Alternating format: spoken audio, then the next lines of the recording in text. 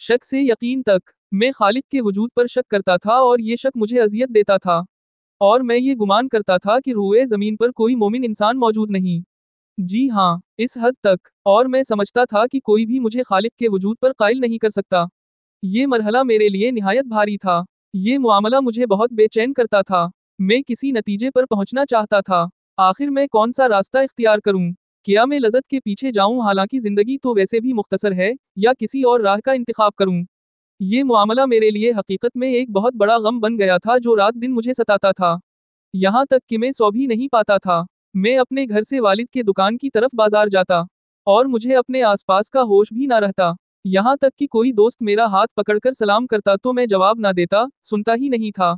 फिर वो मुझे झुंझोड़ता कि कहाँ खो गए हो। तब मैं चौंक कर होश में आता। फिर मैंने फैसला किया कि मुझे इस मसले के किसी अंजाम तक पहुंचना है। ये तय करना है कि या ये रास्ता इख्तियार करूं या वो रास्ता। मैंने किताबें पढ़ना शुरू की ताकि किसी नतीजे तक पहुंच सकूं। और सच ये है कि मैं बड़ी बड़ी किताबें पढ़ता मगर एक लफ्ज से भी फायदा ना उठाता।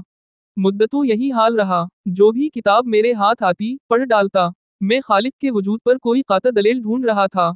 ये अरसा लंबा गुजरा, लेकिन जब अल्लाह ताला ने मेरे दिल की सच्चाई को देखा तो उसने मेरी मदद फरमाई। और मुझे याद है वो दलील जिसने मुझे शक से यकीन तक पहुंचाया, ईमान तक पहुंचाया। मैं उसे यौम ईमान कहता था। सब कुछ हकीकतन मेरी नज़र में बदल गया। मैंने कायनात को एक नए जाविये से देखना शुरू किया। चेहरों को देखता तो वो मुझे कल वाले चेहरे ना लगते। दरख्तों को नई नज़र से देखने लगा। अपने आप को और चांद को भी इस नज़र से देखता जो पहले ना थी। मैंने हर चीज में अल्लाह को देखना शुरू कर दिया। हालांकि पहले किसी चीज में उसे ना देख पाता था। सुभान अल्लाह। और यह है पहला सबूत जिसने मुझे ईमान तक पहुंचाया। मैं एक किताब गिलराइब मखलूकात पढ़ रहा था। इसमें लिखा था कि एक किस्म का मच्छर मौसम अफजाइश में नदियों और तालाबों में अंडे देता है। वो अपने जिस्म को दबाता है और जिस्म के सुराखों से एक खास माए खारिज करता है जो हवा में सूख कर डोर की मानिंद सख्त हो जाता है। और इससे कश्ती या छोटी नाव बनाता है। यानी मादा मच्छर उन छोटी नावों में अंडे रखती है और फिर मर जाती है। फिर अंडों से सनडियां निकलती हैं और बड़ी होती हैं। जब ये बड़े होकर मच्छर बनते हैं तो फिर बिल्कुल वही अमल दोहराते हैं। जिस्म को दबाते हैं, कश्ती बनाते हैं और अंडे रखते हैं, और फिर मर जाते हैं।